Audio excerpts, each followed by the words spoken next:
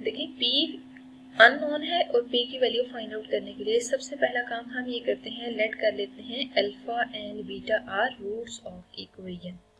ठीक है, अगर ये रूट्स ऑफ इक्वेशन है ना तो इसका मतलब ये है कि सबसे पहले तो हम यहाँ पे ऐसा करते हैं कि सम और प्रोडक्ट निकाल देते हैं। ठीक है, बट सम और प्रोडक्ट से पहले ना कंपेयर कर लें ताकि फार्मूलेशन में वैल्यूज पुट करना इजी हो। A 4p है, ठीक है, और B की वैल्यू 3p आ रही है और C की जो वैल्यू है -8 के इक्वल आ रही है। ठीक है, अब हम ऐसा करते हैं कि सम फाइंड आउट करते हैं। ठीक है, सम ऑफ रूट्स अगर आप चेक करें ना तो वो यहाँ पे -b/a के इक्वल है। ठीक है, अकॉर्डिंग टू फार्मूला अगर -b/a के इक्वल है तो -b में b की जगह b की वैल्यू पुट कर दें, दैट इज 3p, और a की जगह a की वैल्यू पुट कर दें, that is 4p।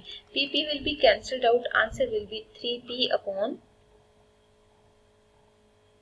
pp will be cancelled out, answer will be 3 with negative sign upon 4। ठीक है, अब हम ऐसा करते हैं कि अगर मजीद सिंप्लीफाई करना पॉसिबल नहीं है तो product of roots find out कर लेते हैं। ठीक है, प्रोडक्ट ऑफ रूट किसके इक्वल होंगे, अल्फा इनटू बीटा के इक्वल होंगे।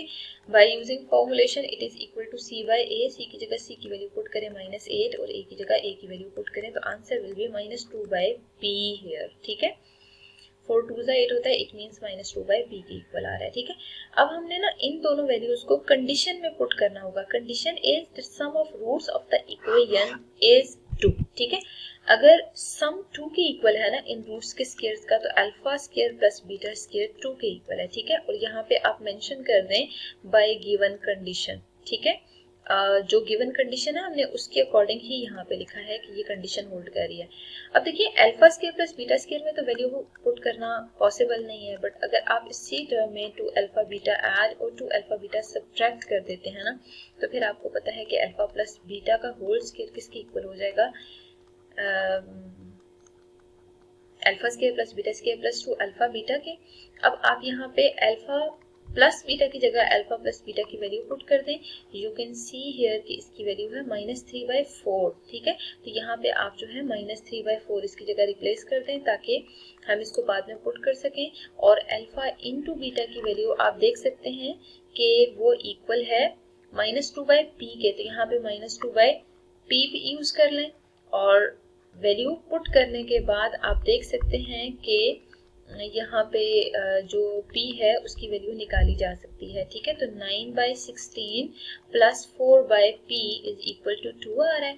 अब आप यहाँ से 4/p को आइसोलेट कर लें। ठीक है, तो 2 - 9/16 आ जाएगा। अब 9/16 और 2 को सब्ट्रैक्ट कर लें with the help of calculator. जब आप इसको सब्ट्रैक्ट करेंगे तो you can see on the calculator that the answer is 23/16। ठीक है, तो 4/p की वैल्यू आपको ये मिल रही है। अब आपने क्या करना है, p की वैल्यू निकालनी है। अगर p की वैल्यू निकालनी है तो 4 को 16 से मल्टीप्लाई करके 23 से डिवाइड कर दें। जब आप 4 को 16 से मल्टीप्लाई करके डिवाइड करेंगे 23 से तो आंसर आपके पास आ रहा है 64/23। ठीक है, तो यही p की वैल्यू है जो कि आपने फाइंड आउट करनी थी। तो ये मेथड है जिसके थ्रू हमने p की वैल्यू फाइंड आउट कर दी है। ठीक है, मजीद एक क्वेश्चन ट्राई करते हैं। Find k। ठीक है, और कंडीशन ये गिवन है sum of squares of root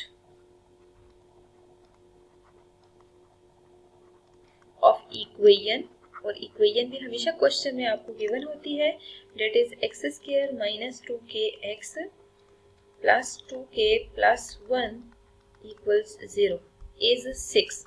ठीक है, तो सबसे पहले तो हमें ये करना है अल्फा और बीटा लेट कर लेना है। ठीक है, let alpha and beta are roots of equation. अगर ये रूट्स ऑफ इक्वेशन है इट मींस आपने इन रूट्स को प्रॉपर यहाँ यूज करना होगा। ठीक है, तो ऐसा करते हैं कि हमने फार्मूलाज यूज करने हैं ना, तो पहला काम तो ये करते हैं कि a की वैल्यू, b की वैल्यू और c की वैल्यू यहाँ पे सेपरेट कर देते हैं। ठीक है, तो a b c को आप देख सकते हैं कि सेपरेट कर दिया हमने।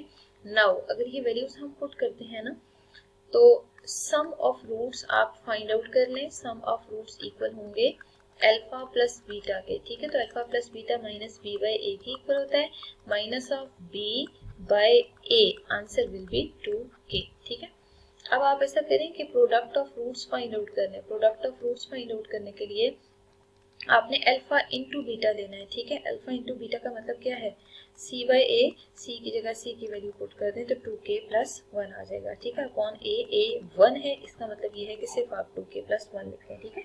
अब देखिए कंडीशन आपको ये गिवन है कि sum of squares of the roots is 6। अगर ये 6 के इक्वल आ रहा है ना, तो हमें फिर हमेशा क्या करना होता है, 2 अल्फा बीटा वाली टर्म को ऐड अप भी करना है और सब्ट्रैक्ट भी करना है, ठीक है।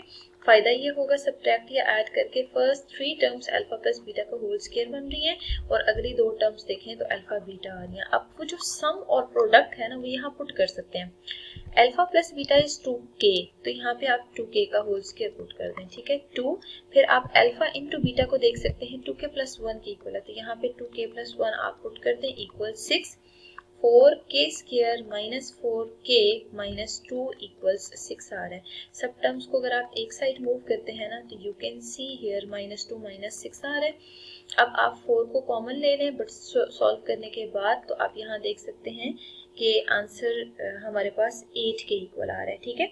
अगर हम यहाँ पे देखें आंसर 8 आ रहा है ना, इसका मतलब ये है कि अब हमें मतलब अगर ये टर्म्स सिंप्लीफाई करनी है ना, तो सिंप्लीफिकेशन के दौरान आपने देखना है कि मजीद हमें क्या वर्किंग करनी चाहिए, ठीक है। तो यहाँ पे हमें कोई ऐसी टर्म लेनी होगी जिसको प्रॉपर हम सिंप्लीफाई कर सकें, ठीक है। तो यहाँ पे ये जो -8 आ रहा है ना, इन तीनों टर्म्स में देखें 4 कॉमन आ रहा है, 4 कॉमन लें तो k square minus k minus 2 equals 0 आ रहा है, ठीक है। तो k square minus k minus 2 equals 0 में फैक्टराइजेशन करें तो k square plus k minus 2k minus 2 equals 0 आ रहा है। k को कॉमन लें, k प्लस 1, और नेक्स्ट 2 टर्म्स में से 2 को कॉमन लें तो k प्लस 1 आ रहा है, ठीक है। तो यहाँ पे आप k माइनस 2 और k प्लस 1 को ले लें कि ये 0 के इक्वल है, ठीक है।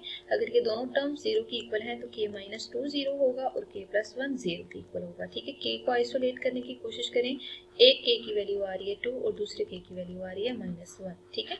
तो ये जो दो वैल्यूज है ना, ये रिक्वायर्ड वैल्यूज हैं जो कि हमने स्टार्ट में अननोन की फॉर्म में लेट करनी थी। जो क्वेश्चन के स्टेटमेंट में गिवन था कि आपने k फाइंड आउट करना है, वही k हमने फाइंड आउट कर लिया।